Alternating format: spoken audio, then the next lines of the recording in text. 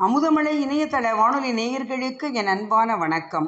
இன்றைய அமுதமலை இணையதள வானொலி நிகழ்ச்சியில் யான் பேச எடுத்துக்கொண்ட கவிதையின் அரிய தலைப்பு அன்னையர் தினத்தை போற்றி புகழும் பொருட்டு அன்னையரை வருணிக்கும் முகமாக அழகிய ஒரு கவி.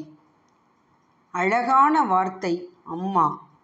10 மாதம் சுமந்து பார்த்து பார்த்து வியந்து பாசத்தை அழித்து பேசி சிரித்து பெருமையாக என்னை நினைத்து உனக்குள்ளே என்னை வடித்து அழகாக இந்த புவியில் என்னை படைத்தது நீதான் அம்மா.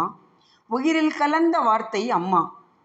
உயிர் ஒன்று பிறக்க தாயே நீ துணை இருக்க உருவம் தெரியாமலே ரசிக்க உலகமே நான் என நீ நினைக்க உன் அன்பில் செதுக்க இரத்தத்தை பாலாக்கி நீ கொடுக்க தாயே வரமாக நினைக்க தாய் அன்பில் இந்த உலகம் இயக்க வாழ்க்கை முழுவதும் சுமக்க 1000 வார்த்தைகள் உண்டு உன்னை வருணிக்க.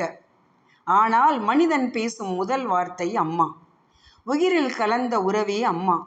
கருவில் உருவம் தெரியாமலே உணர்வில் நுழைந்த உருவம் அம்மா. நம்மை நேசித்த முதல் உறவு அம்மா. முகவரியும் நீதான் அம்மா. உன் கருவறைக்கு இணை இந்த உலகில் ஈடு எதுவுமே இல்லை அம்மா. நான் வாழ காரணம் நீதான் அம்மா.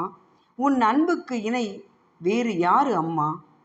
சட்டென்று தூறிவிட்டு போகும் தூற்றலில் நிற்காதே என்று அன்னை சொன்னது அச்சென்ற தும்மல் வந்த பிறகுதான் உரைக்கும். காய்ச்சல் வந்த பிறகுதான் அன்னை வைத்து கொடுக்கும் கஞ்சியின் அருமையும் புரியும்.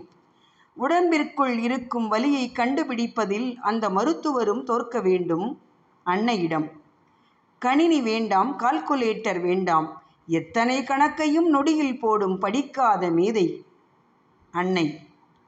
அடுக்களையில் அஞ்சரை பெட்டிதான் அவசர உதவி ஆம்புலன்ஸ் ஆகும் அம்மாவிற்கு. போன தீபாவளிக்கு எடுத்த புத்தாடைதான் இந்த தீபாவளிக்கு நீ உடுத்தும் புதுசு. நீ செய்து கொடுக்கும் பழைய சோற்று வடகத்தின் ருசி எந்த பீட்சா பர்கரிலும் எப்போதும் கிடைக்காது. கருவறையில் இடம் கொடுத்து மார்போடு சேர்த்தணைத்து கொஞ்சி கண்ணே மணியே என்று தாலாட்டில் உறங்க வைத்து உதிரத்தை உருக்கி தினம் உணவாய் தந்த பாலும் விழி நீராய் வழியுதம்மா, வேதனையை தூண்டுதம்மா. வஞ்சியே, உன்னை வருணிக்க வார்த்தைகள் தேடுகையில் உன் அன்பை விட அழகான வார்த்தை ஒன்று இல்லை என்று அகராதியும் அதிர்ச்சியாகி அன்னையே உன்னை தேடுதம்மா. பெற்றவளே, உன்னை போற்ற பூமிதனில் ஓர் நாளாம் மனித இனம் பொருத்தி கொண்டது இந்நாளை. உயிர் கொடுத்த உத்தமையே, உனக்கு ஒரு நாள் போதாது.